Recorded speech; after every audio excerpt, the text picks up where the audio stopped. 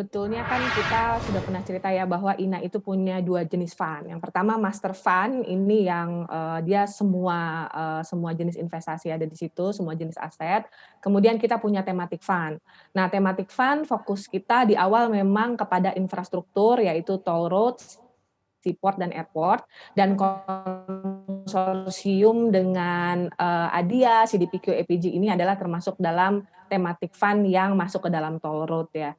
Jadi memang, kita bisa lihat bahwa kepercayaan investor luar terhadap INA, terhadap investasi di Indonesia cukup besar.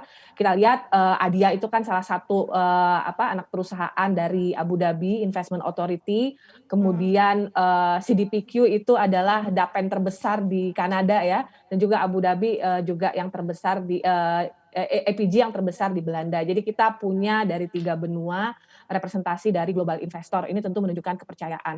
Nah, sebetulnya sih, tidak hanya dengan 3 investor ini, Mhm. dan juga tidak hanya dengan aset toll road saja, tapi yang baru difinalisasi memang baru thematic fund yang toll road. Oke, ini, ada beberapa aset lain selain toll road ya, tapi kalau kita fokus ke toll road sebenarnya kalau dilihat dari sisi minat seperti apa sih? Dan, apa juga yang menarik begitu ya dengan aset dari toll road gitu di Indonesia, Mbak Masita? Nah, jadi ternyata minatnya cukup banyak ya, Mbak, jadi Mhm. banyak sekali investor yang menanyakan gitu ya, tidak hanya, 3 yang menjadi, strategic investor kita ini. Seperti yang kita ketahui bahwa pembangunan tol baik itu di Jawa, terutama di Jawa ya, Sumatera juga ongoing, tapi sekarang yang lagi dilihat adalah ruas-ruas yang di Jawa dengan waskita.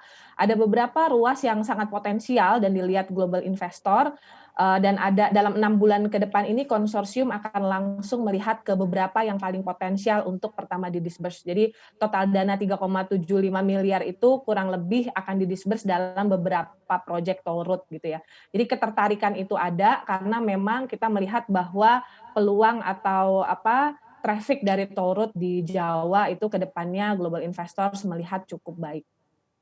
Oke, berarti kalau di-disburse berarti ini akan masuk ke project-project tol yang memang sudah jadi ya, sudah existing ya, Mbak? Artinya mungkin masuknya dalam bentuk divestasi begitu atau seperti apa nih, Mbak Masita? Jadi di tahap awal memang lebih banyak untuk aset tol yang sudah jadi, namun sebetulnya jenis investasi di INA itu tidak menutup kemungkinan aset itu udah jadi, tapi memang, aset yang tipenya memang harus komersial ya, karena ini adalah, yang masuk adalah investor.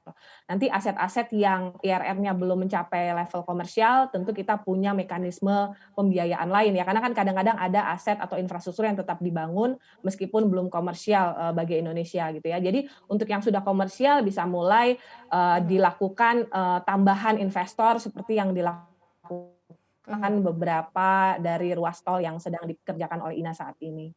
Sudah bisa di-mention belum Mbak Masita kira-kira tol-tol ruas tol mana saja begitu ya yang, dalam konteks ini akan menjadi, sasaran investasi juga nih untuk 3 investor ini, 3 investor besar ini begitu ya, apalagi yang, mengarah kepada yang sudah jadi itu sendiri nih Mbak Masita? Nah, sebetulnya kalau bicara spesifik asetnya kita belum bisa ya, tapi memang saat ini kita melihat ada 3 aset toll road yang akan segera dilakukan investasi, tentu dikerjakan satu persatu ya. Jadi ada satu yang dalam waktu dekat, juga mudah-mudahan dalam kuartal ketiga ini sudah, ada finalisasi, untuk, 1 project itu, lalu lanjut ke project berikutnya. Tapi ongoing juga yang airport, seaport, dan lain-lain juga, dan digital infrastruktur juga sedang, ongoing di pipeline gitu ya. Jadi kita bukan berarti kita selesaikan seluruh tol, baru kita mulai ke digital infrastruktur, enggak, Mhm. ini semua dilakukan paralel.